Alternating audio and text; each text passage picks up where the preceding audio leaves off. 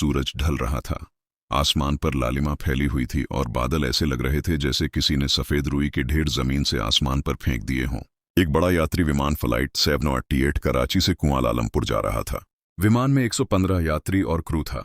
Cockpit में कप्तान अली, जिसके बालों में हल्की सी सफेदी झलक रही थी, बड़े सुकून से कंट्रोल पर हाथ रखे बैठा था। उसके बराबर में फर्स्ट ऑफिसर फैसल नोटपैड पर कुछ लिख रहा था। दोनों के सामने आधुनिक स्क्रीनें चमक रही थीं, जो रफ्तार, ऊंचाई और रास्ते की जानकारी दे रही थीं। सब कुछ आम और शांत नजर आ रहा था। शाम के समय जैसे ही विमान समंदर के ऊपर से गुजरा, एक जोरदार झटका लगा। सीट बेल्ट के इशारे की आवाज हुई, डिंग डिंग। विमान के अंदर हलचल मच गई। बच्चे रोने लगे, लोग एक दूसरे की तरफ देखने लगे। कॉकपिट में अलार्म बजने लगे।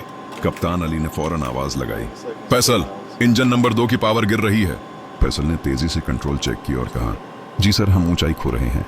विमान के अंदर एयर होस्टेस इधर उधर दौड़कर लोगों को शांत करने की कोशिश कर रही थीं।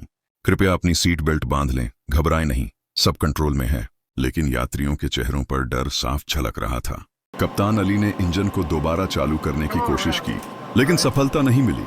विमान धीरे धीरे नीचे उतर रहा था। फैसल ने नक्शा देखते हुए कहा, सर, करीब एक छोटा सा द्वीप है, शायद हम वहां लैंड कर सकें। कप्तान ने हिम्मत बांध ली, ठीक है, तैयार हो जाओ, ये हमारी आखिरी कोशिश होगी। विमान तेजी से नीचे आया। खिड़कियों के बाहर समंदर की लहरें नजदीक आ रही थीं। यात्रियों ने जोर जोर से चिल्लाना शुरू कर दिया। एक जबरदस्त धमाके की आवाज हुई। विमान समंदर के किनारे जा गिरा। धुआं, पानी के छींटे और शोर, हर तरफ क़यामत का मंजर था। कुछ लोग जख्मी हालत में पानी से बाहर निकलने में कामयाब हुए। कुछ अपनी सीट बेल्ट नहीं खोल पाए और अंदर ही फंस गए। शाम की लालिमा अब अंधेरे में बदल रही थी। समंदर के किनारे कुछ जिंदा बचे यात्री एक दूसरे को सहारा दे रहे थे।